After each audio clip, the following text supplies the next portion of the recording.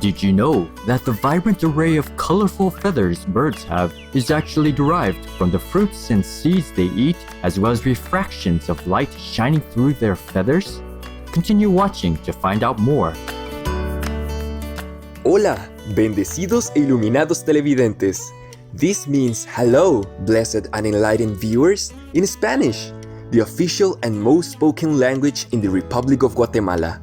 I am Santiago, a male painted bunting, and this is Valentina, a female painted bunting.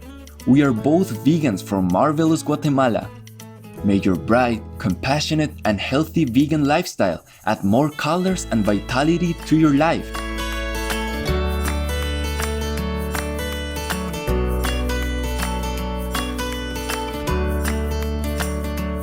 Welcome to the Secrets to Birds Vibrant Plumage Coloration, Part 1 of 2. We belong to the family of passerine birds, who are renowned for the striking colors the males display on their plumage. Indeed, their plumage is so colorful it is like a kaleidoscope. Many people consider us one of the most beautiful birds in North America. Therefore, we have a nickname, nonpareil in French, which means without equal. In Mexico, we are commonly known as siete colores, meaning 7 colors. According to a Native American legend, the Great Spirit, while adorning the birds with colors, happened to run out of pigment, so he dubbed us the very last species left with touches of whatever colors remained. In this series, we will explore why and how we have such colorful feathers.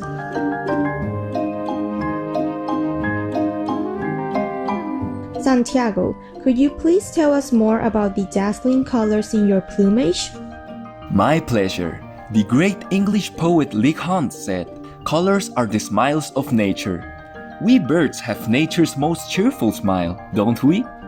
Our feathers derive their color from pigmentation, the refraction of light through our feathers, or from a combination of both.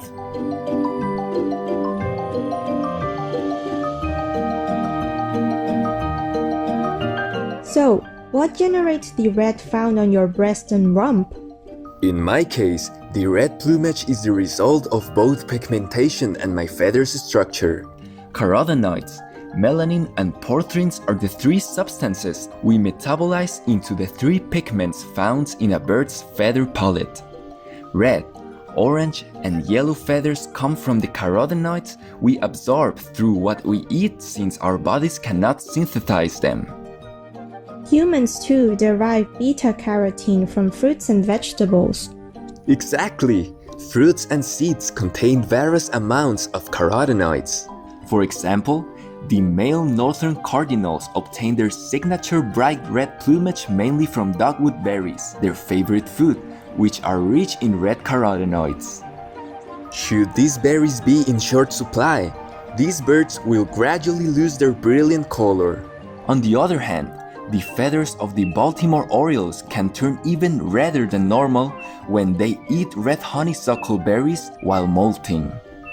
Interesting. Then how about those dabs of brown color on your wings? Melanin displays as black, brown, gray, or earth tone colors in our feathers. This is the same pigment that determines the hair and skin color of humans. While the colors that melanin produces are not as bright as carotenoids, the majority of our complex plumage patterns actually come from melanin, because unlike carotenoids, melanin can be synthesized in our bodies. The white-breasted nuthatch's cap and nape are black due to high levels of melanin. If a bird sports gray and black stripes on their wings, or white on their breast and throat, this means that they synthesize less melanin. Cool.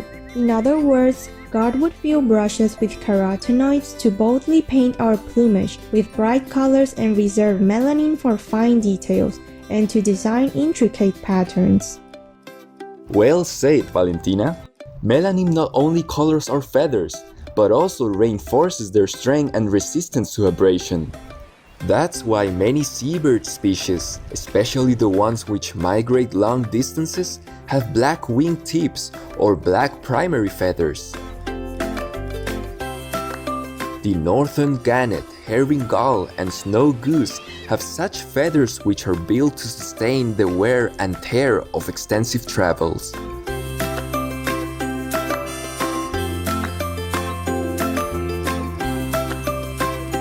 Wow, I didn't know this before. And which colors do porphyrins generate?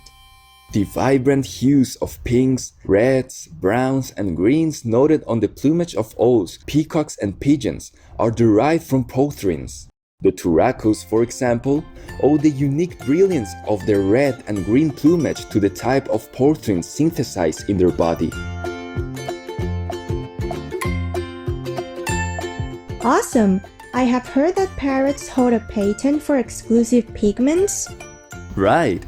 Parrots synthesize special red, orange, and yellow pigments called psittacofulvins that are not found in other birds or plants. As a result, the brightness of their feathers is not affected by their diet. Scientists have found that the color of psittacofulvins is determined by the precise arrangement and concentration of its molecules. In fact, while growing feathers, parrots monitor the release, sequencing, and concentration of psittacofulvin molecules to produce the splendid colors in their plumage. Parrots are truly blessed with amazing artistry, and not only that, psittacofulvins also appear to protect the feathers from harmful bacteria.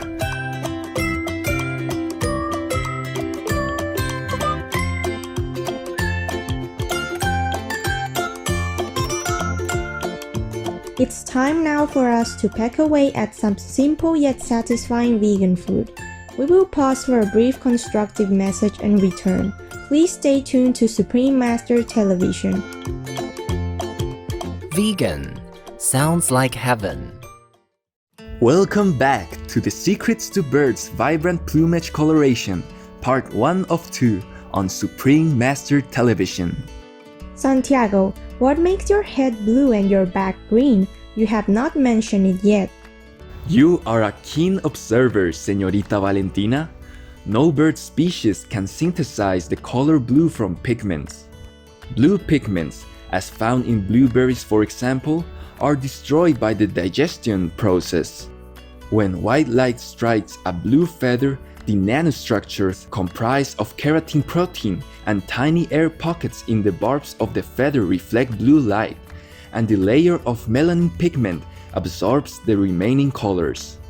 Tiny differences in the structural composition of keratin and air pockets will thus produce different shades of blue. Oh, I see. It is similar to what makes the sky blue, air molecules that scatter blue light. That's spot on! What a smart señorita! The nanostructures in the blue feathers reflect blue light rays in an orderly way, in which they reinforce each other. If we were to shine white light from behind a blue feather of a male indigo bunting, it will appear brown-black due to the melanin in it. Meanwhile, its green feathers are colored by the combination of the blue light reflected by its structural composition and the yellow color of its carotenoid pigment. Amazing! Now I know what produces your blue and green colors. How about the shimmering rainbow colors of male hummingbirds' throat feathers? Would their colors change if we looked at them from different angles? The patches of color on the throat or upper breast of male hummingbirds are called gorgets. This word was also historically used to describe a piece of linen wrapped around a woman's throat or head, and piece of armor a medieval knight wore to protect his throat. The microscopic structure of the barbels of iridescent feathers under gorgets consist of microscopic structures of melanin called melanosomes, which are similar in shape to flat pancakes and are stacked neatly in 7 to 15 rows. It is this special arrangement of layers, combined with pockets of air between them, which give the hummingbirds their famous iridescent colors. Melanosomes work like a prism, bending different colors of light by different angles, thus causing the feathers to appear to shimmer as they move. It reminds me of little rainbows dancing in soap bubbles. Correct! Light is split into its different colors and then reflected to the viewer just like it is from the soap bubbles and also from raindrops when they make a beautiful rainbow. Other birds are also adorned with an iridescent plumage, including mallards, but the feathers on mallards' heads don't shimmer as brightly as those on hummingbirds' gorget because the melanosomes in them are shaped more like tubes than pancakes, and because they don't have as many air bubbles in them. Truly fascinating. Now I'd really like to know how the actual colors are determined. Oh, you found something? Let's have a look. Yes, it's a complex matter, but I have just found a little bit more about the coloration of Gaudian finches, a gorgeous species from Australia, whose heads are commonly colored in red, black, and yellow. To be endowed with a black head, the males require 2 black genes on the chromosomes that also determine their gender, while the females require only 1 gene to direct melanin deposits to the feathers on their head. For a head to be colored red, males and females need just 1 red gene on their sex chromosomes, as the red gene is dominant to the black gene. For yellow, a yellow and red gene are both required, but more research is still needed to fully understand what makes that particular color appear in the bird's feathers. Welcome to The Secrets to Birds, Vibrant Plumage Coloration, Part 2 of 2. In this episode, we will continue exploring the incredible colors birds mesmerize us with. Santiago, do you know how such plumages are created? That's a great question, Valentina. Many factors influence our plumage color, and habitat plays an important role as well. Many shorebirds, such as the sanderlings, have dark upper parts and white underparts, which make for an excellent camouflage at the beach. A study of warblers and finches found that nest location is often associated with the brightness of the male's plumage. In species that nest on the ground or in shrubs, the males often sink and forage high above their nests, and thus must make long downward flights into their nests. Such movements could make these males more vulnerable to danger, so their plumage doesn't shimmer as brightly as that of their counterparts that nest in the canopy above. Oh, I see. Is this the reason your plumage is more vibrant than mine? It is to appear more handsome to the ladies. Really, Valentina? Much research shows that male birds with brighter plumage colors have a better chance of pairing, as females recognize bright plumage colors as an indicator of good health and strength. In order to tell subtle color differences between individual males, females produce more opsins or specialized light-sensitive proteins in their retinas over time. This causes the male's plumage to become more and more colorful in order to be competitive and distinctive. Scientists have found that in warbler species, where the females have more opsin in their eyes, males display more vibrant colors. Dress for success, hey? So how is it that your plumage is colorful all year round? We molt at least once a year, as our feathers gradually wear out and are replaced. Unlike human hair and nails, feathers stop growing once they are fully shaped. But molting is risky business. It drains our energy and also affects our ability to fly. So the majority of us birds don't molt more than twice, from breeding to non-breeding plumage and vice versa, in a year. That's why I always wear the same vibrant outfit. However, some bird species live in higher latitudes during winter, so they must change to duller and thicker non-breeding plumage to insulate them from the cold. In certain species, a duller plumage also leads to better camouflage and protection of their home during the non-breeding season.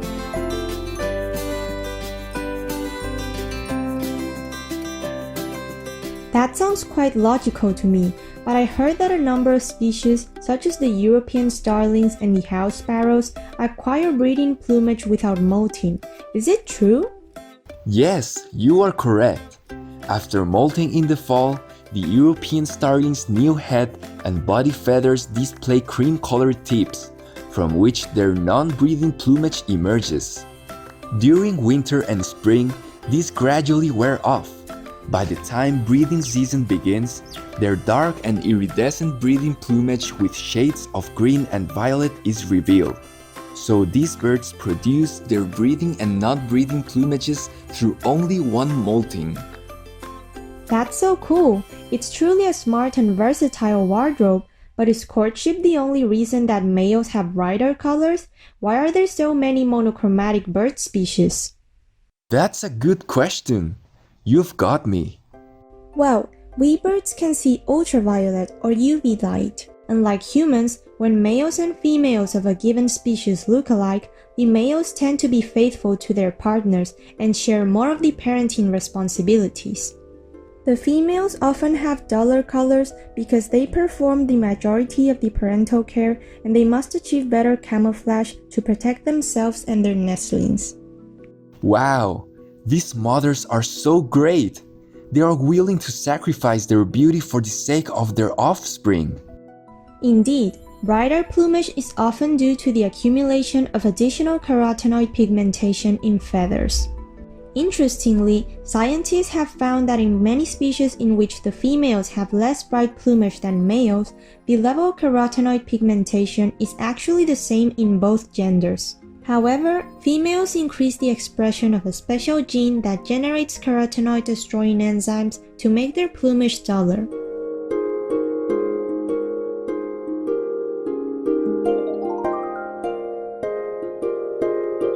It's time now for us to go and practice a new song to welcome in the next season. We will pause for a brief constructive message and then return. Please stay tuned to Supreme Master Television. Vegan leader, live in all hearts forever. Welcome back to The Secrets to Birds' Vibrant Plumage Coloration, Part 2 of 2 on Supreme Master Television. Valentina, I observed that in certain shorebird species, such as the greater painted snipe, females have more vibrant colors than males. Could you please share some insights? Certainly, greater painted snipes are famous for their gender role reversal. Females do the courting and defend the territory, while males incubate the eggs and look after the chicks. Role reversal is very rare. Perhaps less than 50 species of birds show such behavior. In these species, there are more adult males than adult females, so their social roles shift accordingly. It's harder for males to find another partner, so they become the primary caregiver and dedicate themselves to raising their young. To help with their parental duties, they opt for a duller plumage in order to better camouflage and protect their little ones. Interesting, but eclectus parrots seem to be an exception to the rule. The females wear that splendid scarlet coat, while males have relatively modest emerald green plumage, although both have touches of royal blue. The contrast between males and females is so great that they were originally considered two different species, even into the early 20th century. However, their roles are not reversed, as the females incubate the eggs and act as the primary caregivers, yet they seem to exercise greater authority and control. Why is that? This unusual phenomenon stems from how the males and females divide the parenting responsibilities. This in turn triggers natural selection pressures, hence their different plumage colors. Males are the providers of sustenance, so they grow green plumage to camouflage among the green foliage where they harvest fresh fruits.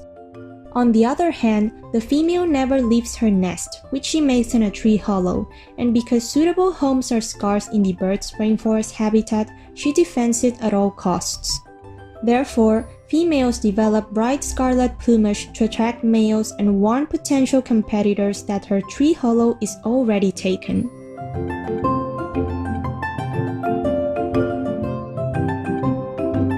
That is fascinating. Some of us birds know that a bright breeding plumage may put us in danger and adjust our behaviors to mitigate the risk. One example is the superb fairy wren male, which switches from brown to bright blue plumage before the breeding season starts. Scientists compared the behavior of blue and brown males and found that ones with blue plumage were more cautious. They fled from danger more often, took longer to emerge from hiding, spent more time foraging under cover, and were overall more alert than males with brown plumage. It seems the smart fairy wrens are conscious of the cost of their conspicuous breeding plumage, and hence are more cautious according to their color of the moment. Amazing! Some birds even use their vibrant plumage to warn off potential threats. The hooded pirrohuis, which reside in New Guinea, use the contrast between their black and red plumage to repel anyone seeking to harm them. This adaptation was so successful that other pirrohui species opted to acquire the same color pattern. The southern varied pirrohui has similar aposematic coloring as the hooded pirrohui. This is a rare demonstration of Mullerian mimicry. Two or more bird species which face the same threat who have come to mimic each other's aposematic signals to mutual benefit. This natural phenomenon is named after the German naturalist Fritz Müller. Researchers compared the gene controlling their melanin pigment production and found that it was transferred from the hooded pirrohui to the southern varied pirrohui. Wow! Species learn and adopt successful color tricks from others in order to protect themselves. Nature is so amazing! Absolutely! The diverse and dazzling plumages of birds and the science behind such colorful palettes is truly remarkable and incredibly inspiring. God gave us the mandate to beautify the world and remind humans of the magnificence of the heavens. Therefore, we wish that our vibrant colors motivate you to rediscover your inner beauty and connect with the divine.